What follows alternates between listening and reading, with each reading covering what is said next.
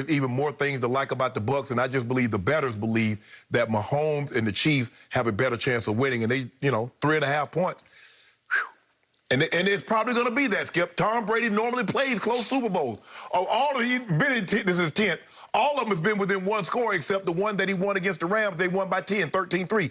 But it wasn't like, it was close. It was close until like the last 2 minutes. It was 3-3 mid-fourth quarter. Right. Yeah. So all the games are normally close. They believe this game will be close. But it tells me that the bettors believe that the Chiefs are the better team and they'll win this game. Okay.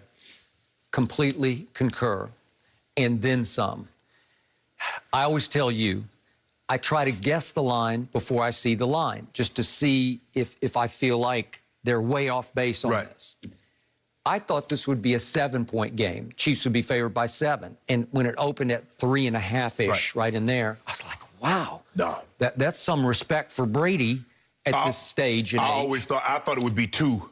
Considering that it is, even though, Skip, it's supposed to be a neutral site, it is the Bucs' home game. So Line factor a little bit, except the debacles that the Bucs have suffered this year have come at home. I can't get out of my psyche the fact that I saw them get blown off their home field by New Orleans that Sunday night.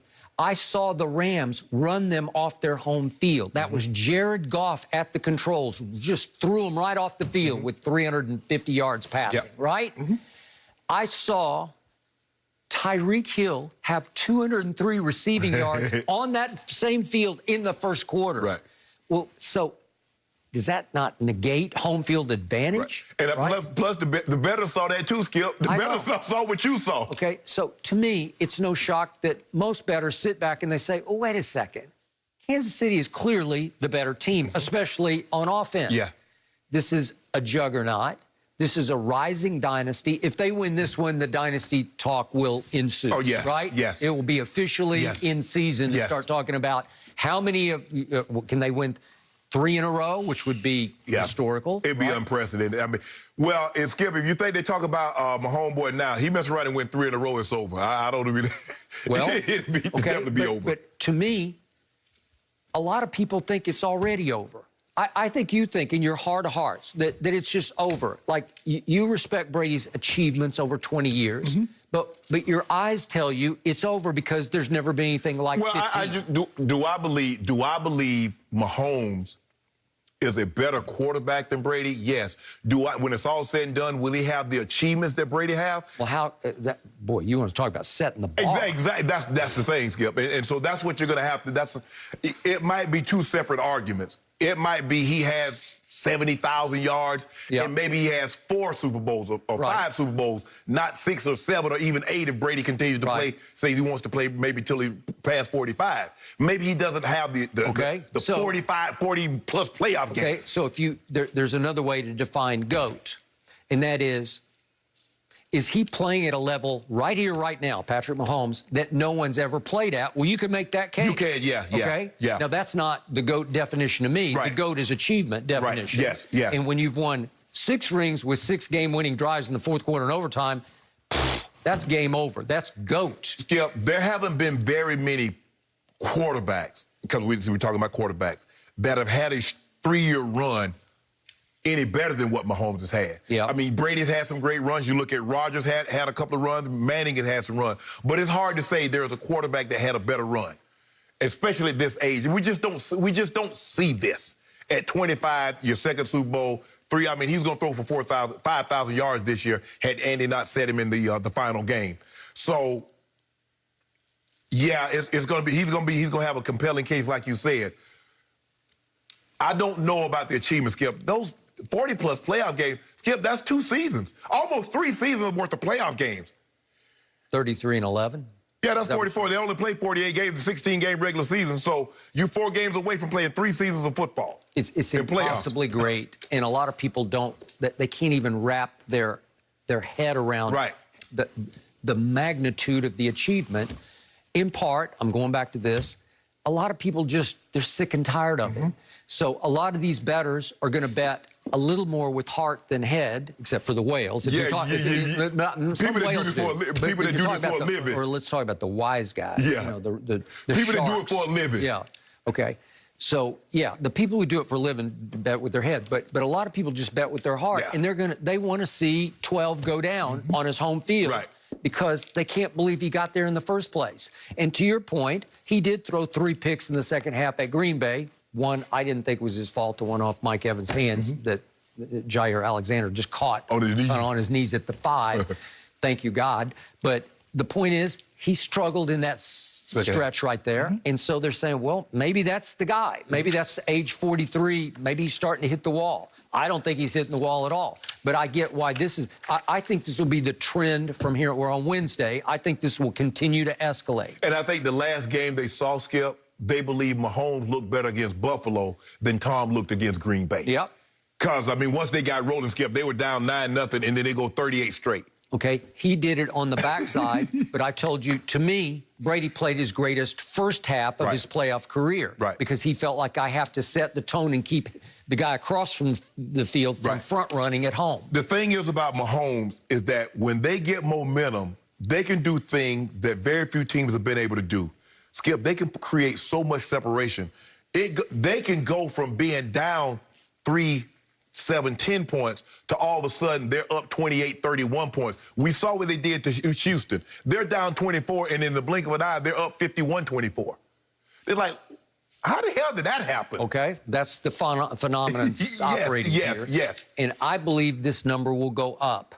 I will bet you this spread will end at 4.5. You think so? In favor of Kansas City. I think that it will continue to be a landslide of bets on the Chiefs. But I tell you what I do believe happened. I believe these quarterbacks going to throw for at least 750 to 800 yards.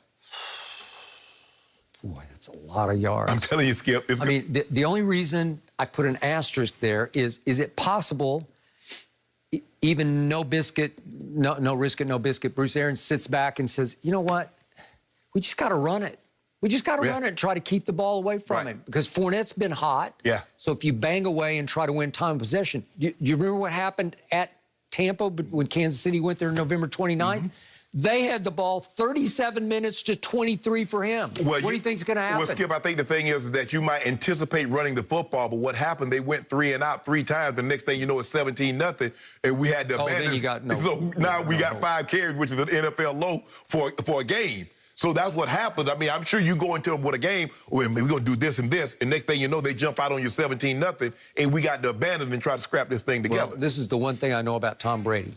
If you told him you can throw for 150 yards and he's going to throw for 400, but you're going to win the game, oh, you're taking a win. He'd say, thank you very much. You're taking a win. Oh, absolutely. I got it, and I'll never look back, and I'll have no regrets. Yeah. Right? But I don't know, Skip, if he can throw for that few yards. That first Super Bowl, Tom Brady, that's over. He knows he's going to have, because the likelihood of you being able to run the football and keep it away from him long enough, even if you run it, Skip, the thing that you know about what we've seen from Mahomes, even if you control the ball, you still got to hope he's off. If he's on his game, even if you're controlling the ball, he's going to go up and down the field on you. Okay, who's going to have the 2 best receivers on the field? He is. Yes. Right? Yeah. Who's got the best offensive mind calling the plays or at least designing the plays? Well, it's Andy Reid, right? But you guys got the best offensive line protecting your guy. Okay, yeah, I can make that case. But who has a defensive coordinator who once upon a time in the first Eli Super Bowl shut down Tom Brady, embarrassed him? Spags did. Spags did, right? So, well, Does he not know how to do it? Yes, but I don't know if he has the firepower. We're going to talk about this a little later, but he might have to get a little bit unorthodox. Dial it up? Yeah. Yeah. And Tom is expecting that. I believe they're expecting heavy pressure. Oh, all right, guys. I want to get to this. There's been so much speculation about Deshaun Watson and his future. Is he on his way to the AFC West to face Patrick Mahomes twice a year? We'll share the latest details next.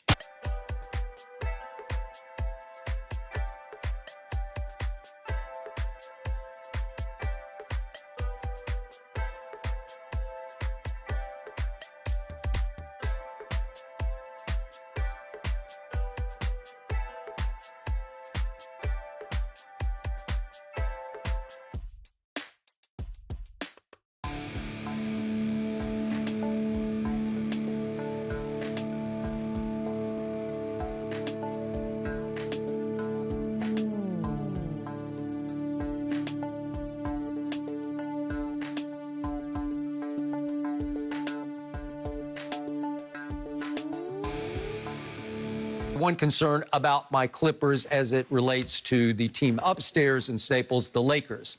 I have told you from the start that I thought the closer for the Clippers was Lemon Pepper Lou, as you dubbed him, right? Yeah. Sweet Lou Williams. I don't know what's happening, but it looks like he's hitting the wall to me. He's not what he used to be. No. And last night, he didn't even finish the game. He played 7 minutes, but he only scored 2 points in the fourth quarter. He only scored 4 points in 20 minutes in the game. That scares me for the Clippers because